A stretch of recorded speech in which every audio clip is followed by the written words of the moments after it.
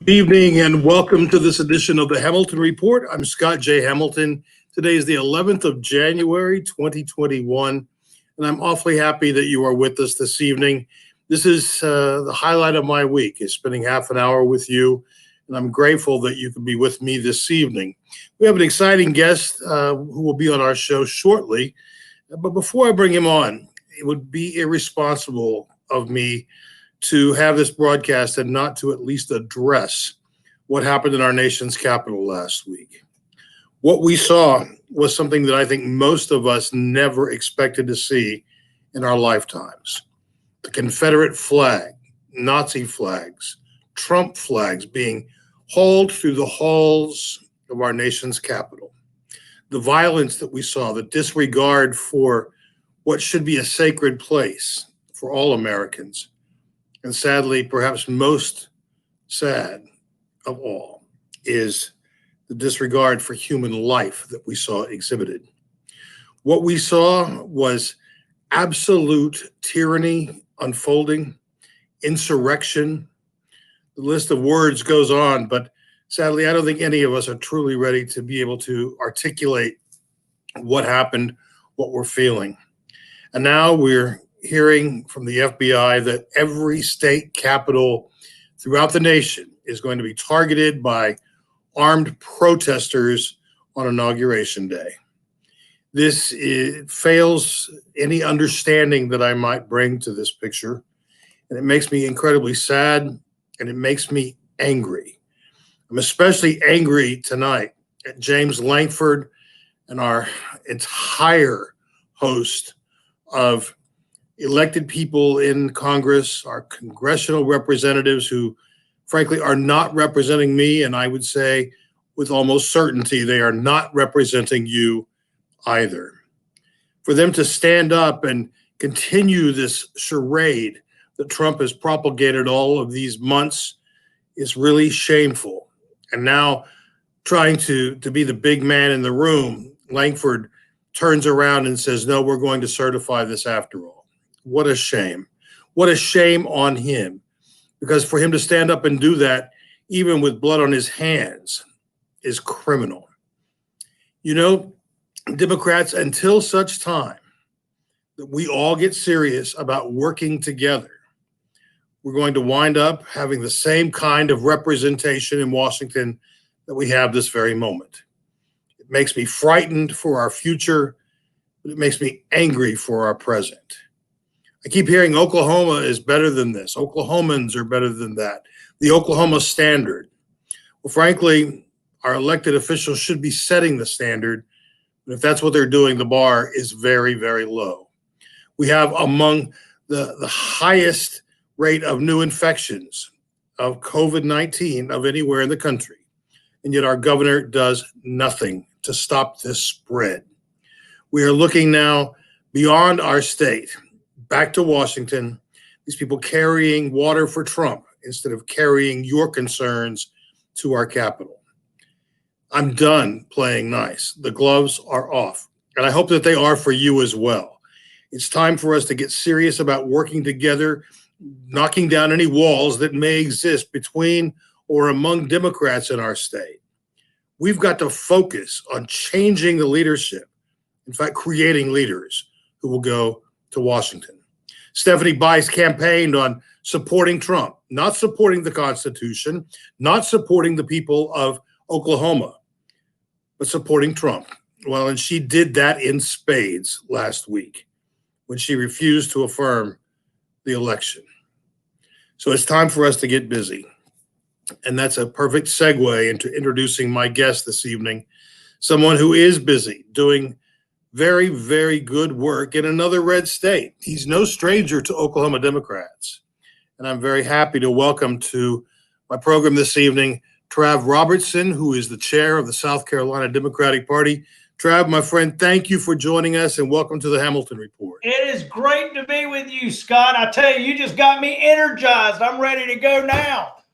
Well, it's a good thing you were a couple minutes late because I was going to just come on and be all nice, and I thought, to hell with it. I'm not feeling nice right now. But I am glad to see you. I'm really glad to see you. Man, I've been serving the party in this role now for a year and almost 2 weeks. I don't think there's been 1 week that I haven't heard the name Trav Robertson invoked with great awe and mystique surrounding the Trav brand. Normally, so I'm happy to be with it. in front of it or behind it. So let's just jump right in, my friend. I want to spend a little time this evening, one, looking at the accomplishments that you are making in South Carolina. And then also we're going to talk a little bit about how we can use some of those same principles in our work here.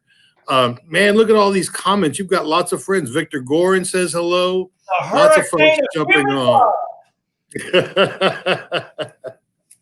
So let's take a step back. Let's take a look at the landscape of South Carolina when you landed there, and how is it different, or how is it the same today from when you began working for the party, Trav? Well, I mean, my hope is that we've started to build a foundation upon which we can see some serious victories coming in the next 2 to 4 years. And I think that, quite frankly, I've always thought that South Carolina was very similar to Oklahoma. I think that we probably have a significant number of African Americans in South Carolina as opposed to Oklahoma. But conversely, you've got a significant number of Hispanic and Latino members of your community that we don't have. But my hope is that everybody will look at the work you're doing and the work we're doing here in context. And that is the work to get 2 United States senators in Georgia started at least a decade ago when, Sam Nunn's daughter ran for the U.S. Senate and Jimmy Carter's grandson ran for governor. They put together 2 credible campaigns, started the work. Stacey Abrams came 4 years later. She won the governor's race. It was stolen from her. And then she didn't go away, Scott. She stayed, she raised money, and she started to change the electorate a little bit at a time. And I think the same's true in Texas. Beto O'Rourke didn't just decide he was going to take on Ted Cruz. That started with Wendy Davis and her campaign for governor and the investment. But I do think one of the things that you and I fight for, as well as your chair, is that we're always trying to fight to make sure that states that are red are not left behind when it comes to resources from the national folks, because the work is not something that's going to happen overnight. And that's my hope. I think the truth is that from 2017 to where we are now, I think Democrats in South Carolina have increased our share of the general election electorate by probably 500,000 to 600,000 votes. I mean, Jamie Harrison got 1.1 million votes and really was confined to his home because of COVID. You said something very, very important, and I want to underscore that for our viewers tonight. You said that there's Kalen Free, your number one fan. Saying, I don't know who that is. But you said something important. I mean, from the day we came back to work last week, we were getting calls and emails from people saying, we've got to do what Georgia did. But like you said, that's been a process ongoing for 10 years. It takes a ton of money, a ton of commitment to make something like that happen. And we just want to remind everyone that $500 million flowed into supporting Democrats for Senate. And so while these are goals that we must maintain, we also need to put some realistic restraints around that and know that this is a long-term effort. But the fact that you're already making significant strides in the percentage of Democrats in your state is a plus, and I'm excited about that. One of your caucus goals really struck me, and that was to reach out to South Carolinians who don't realize that it's the Democratic Party, not the Republican Party, which best represents their interests. How do you engage folks in that conversation? Well, it's not easy. I mean, the fact is that what we have to figure out is, I often say that I was raised by a Democrat and a liberal. My mother is the liberal, and that means that she believes that Lincoln-style debate, rational issues, discussing ideas, that ought to change every person's mind. My dad says, just beat the son of a bitches. And so the fact is that we do not live in a world of rational people. And the fact is that it's the difference between people and animals, is that people can rationalize or attempt to rationalize any irrational consequence or action like we saw last Wednesday. Yes. And so what we as Democrats have to do is start talking on the level of our people. Now, I'm not saying we have to be ignorant. I'm not saying we have to do something crazy. But what I'm saying is that we have to use pressure points, but we also have to use the language of the individual voters. And I think that that's something that we as Democrats, we tend to talk up here because that's where we are intellectually, and our voters are down here. Remember, Donald Trump just got 75 million votes, and he never talks above a fourth grade reading level. And that's because he can't read above a fourth grade reading level. No, I'm serious. But I'm absolutely underscoring what you're saying, because yes, he has artfully found a way to speak to the masses, right? And it's worked in his favor. But and I sincerely believe this, that in a place like Oklahoma that has an Air Force base in Oklahoma City, you've got the military base over in Lawton. There is a message that I think can be tailored right now to people are angry about what happened in Oklahoma. I mean, in this United States Capitol. And the fact is that we can definitely tie these folks to sedition and treason, because that's what happened. And I think we have to do that. That's exactly right. We don't have any choice. You're exactly right. But I mean, we've got to, and here's the deal, y'all. Having lived in Oklahoma, Oklahoma is one of the most unique places in the entire United States of America. You have 22 different ecological systems, but you also have a group of people that you don't let anything go to waste, and you have the creativity to create things that who would have ever thought that you would have a river running through downtown Oklahoma City? Who would have ever imagined that people would come to Oklahoma to train for the Olympic, God, I can't remember, but boating, but you know what? Rowing, that's right, rowing. But my point is that there it is. And there's an ingenuity to the people of Oklahoma that I believe is misrepresented and sometimes understated. And I do believe that there is a way to do it. And here's the deal. You're not going to do it in one fell swoop. This is a process that's going to take 10 years. It may take 5. You might get it done in 6. But we have to. These folks who wrap themselves up in the American flag, they love God, they love our country, but yet they support sedition and treason against the United States of America. When Jim, and this is what I think is fascinating, Jim Inhofe is the most conservative person in the United States of America, I think. But he also stood up and said, I will certify the Electoral College because I believe that is my constitutional obligation. That puts him squarely at odds with Mark Wayne Mullen, who was cowering behind a desk when all of this ruckus started taking place. So my question is this: we need to call them out. We need to make Mark Wayne Mullen disagree with Inhofe. So I did want to apologize for 1 second. So you can see, obviously, in the mirror, Kaylin has just pointed out, yes, I do have the national championship football game on because it's about to start in a minute. Thank you for pointing that out, Kaylin. I appreciate it. You're such a wonderful, positive person. We'll get you out of here in time. No, I'm fine. The bulk of it. I'm yours, man. I'm good. This is fun. Let me ask you a question. You're talking about Inhofe.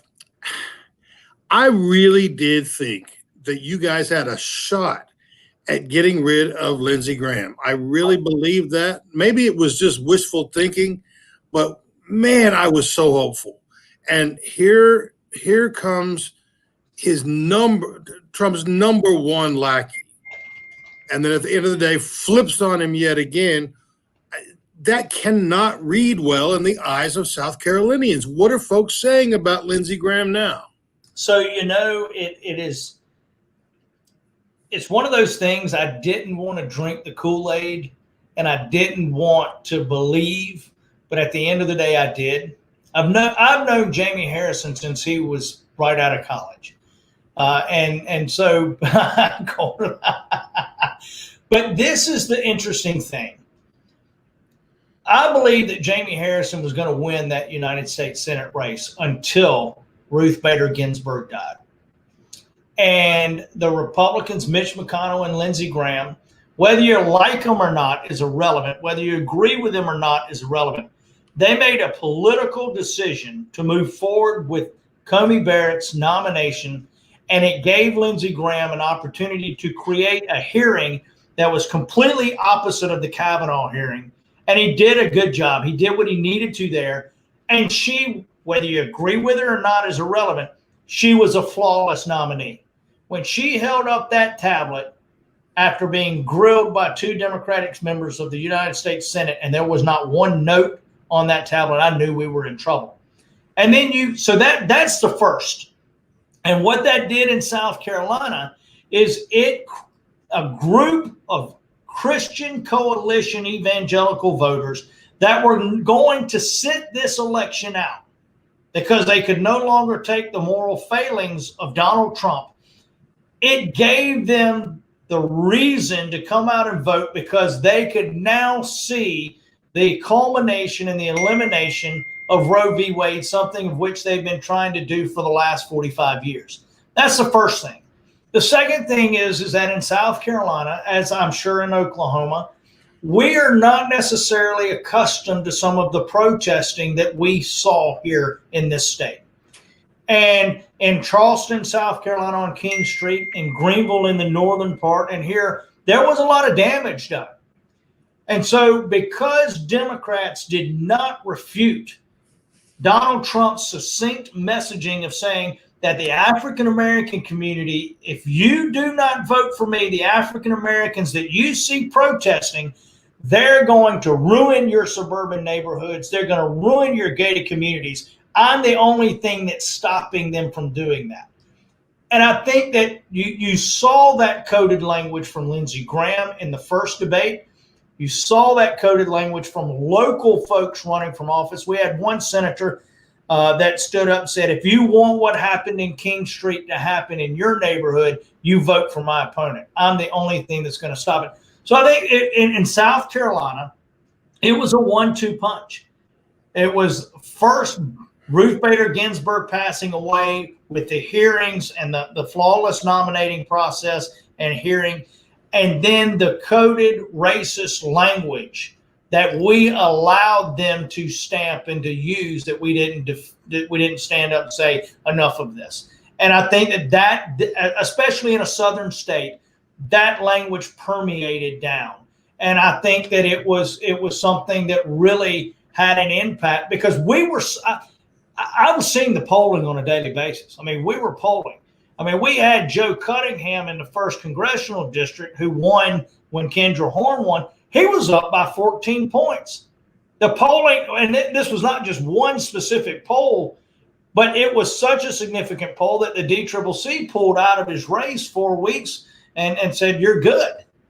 So those were, I believe, two of the significance. And I will say this, Scott, I'm a field guy.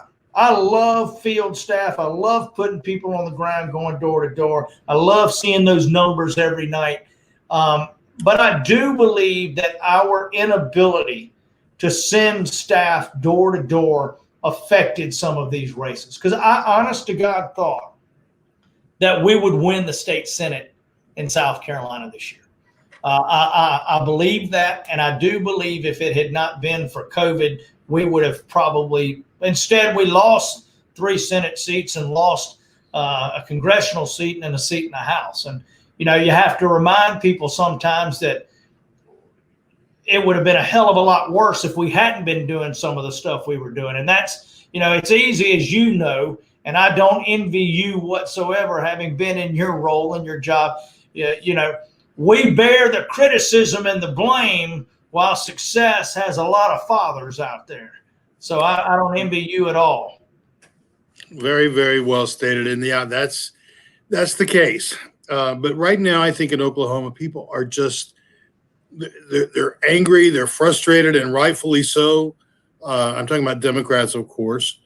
And that's the same thing I'm hearing from your folks in South Carolina. And yet you are getting ready to open a brand new facility. How are you able to have a new center for your party in the midst of all the challenges that we're all dealing with right now? Well, I mean, when I became chairman of the party, we were anywhere from $150,000 to about $250,000 in debt. And so the truth is, if I'd known about that, I wouldn't probably not have run for chair of the party.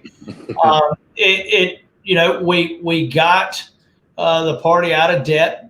And I'm just going to be completely candid. It is one of the marvelous things about being an early presidential primary state, is that it benefited us.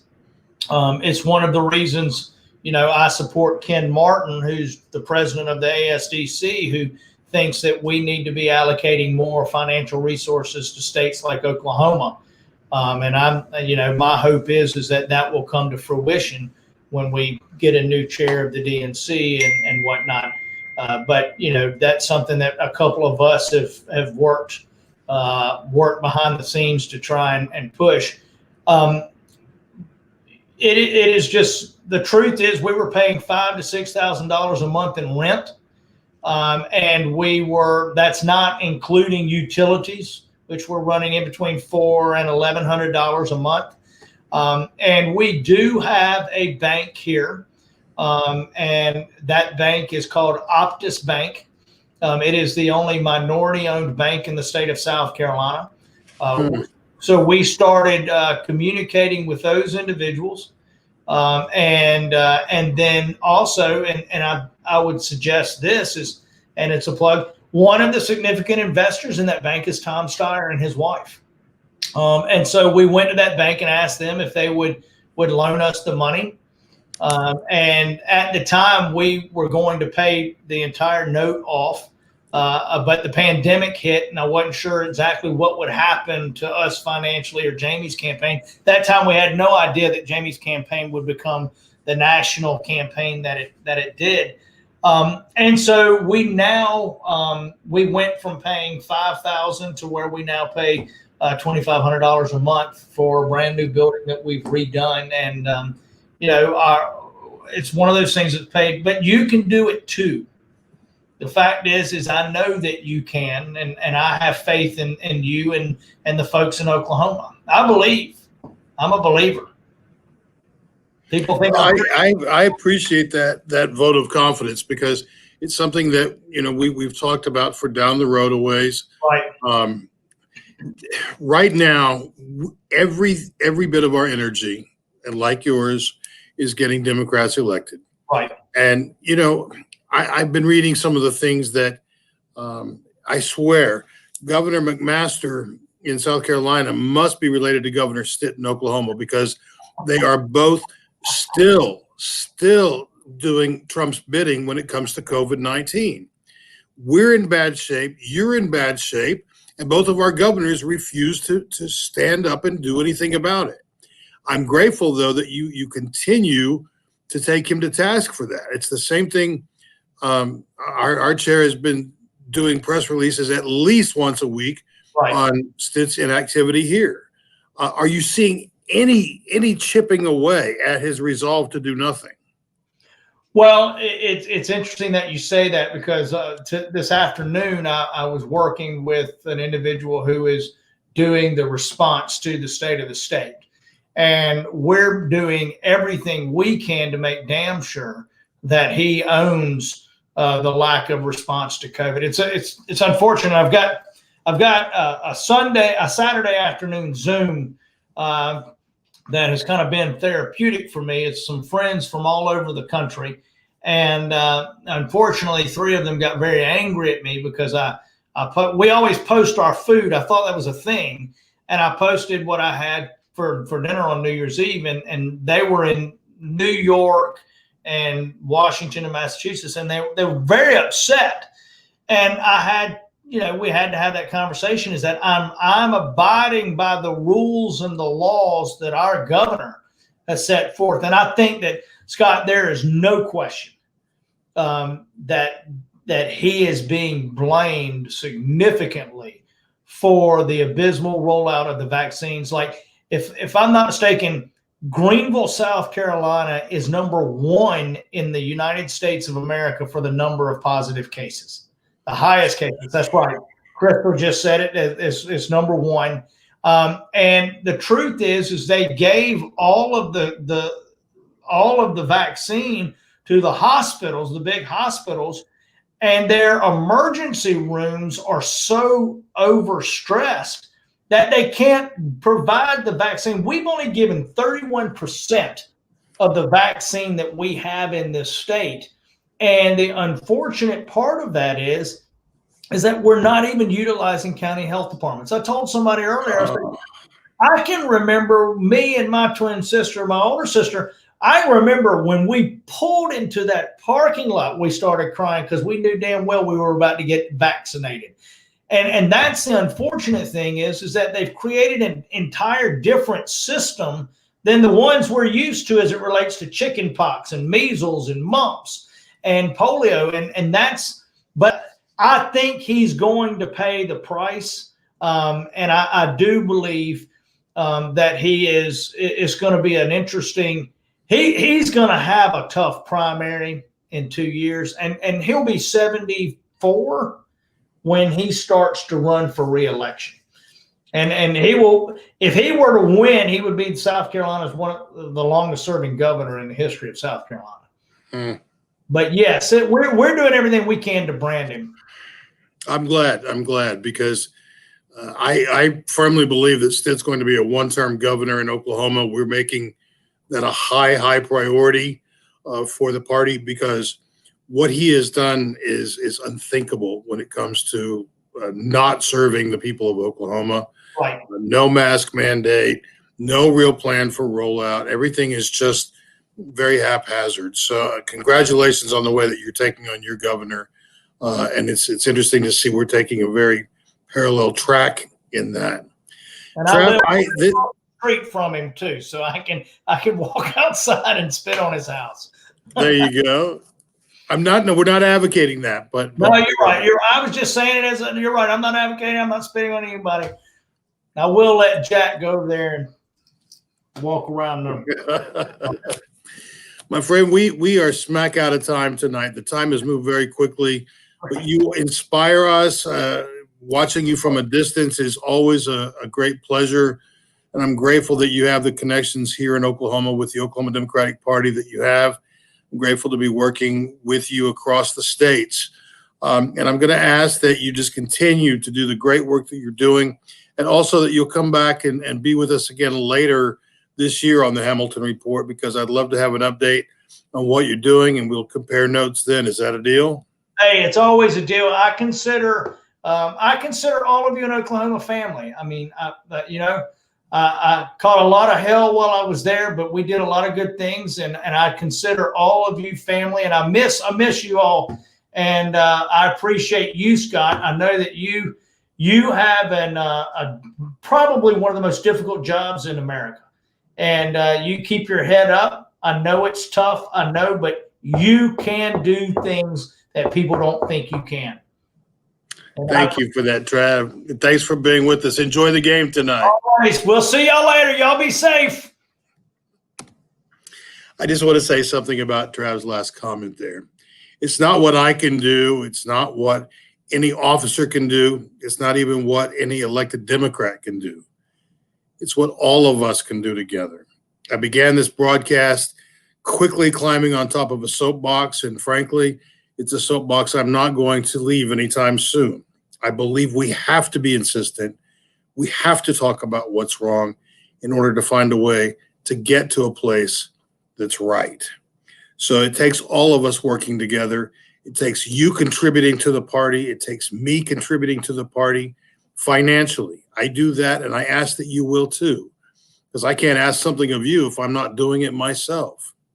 But it also takes all of us looking at new ways to support candidates and also good ways of being good Democrats. One of the ways that I invite you to show support for your fellow Oklahomans is by joining with the party on our Martin Luther King Day of Service. This is a day of service instituted during the Obama administration, and it's one that I'm happy to be a part of yet again. On January 18th, we will be distributing food to those in need, and I ask that you take a moment to check out our Facebook page. There's an event for that online as well as on our website. It's easy to participate. It doesn't take a lot of time, but you and I both know lots of Oklahomans were hungry before COVID, and sadly, many, many more are right now. I want to thank you for being with us this evening. It's an honor to be welcomed into your home on Monday evenings or whenever you're watching this broadcast. I want to thank all the folks at the Oklahoma Democratic Party who make this broadcast possible, as well as all of the work that we do. So until next week, I hope that you'll take really good care of yourself and take good care of each other, because we have an awful lot of work to do. And together, we can continue what we've already begun to make life better for ourselves, for our children, and for generations to come. Have a good evening. See you next week.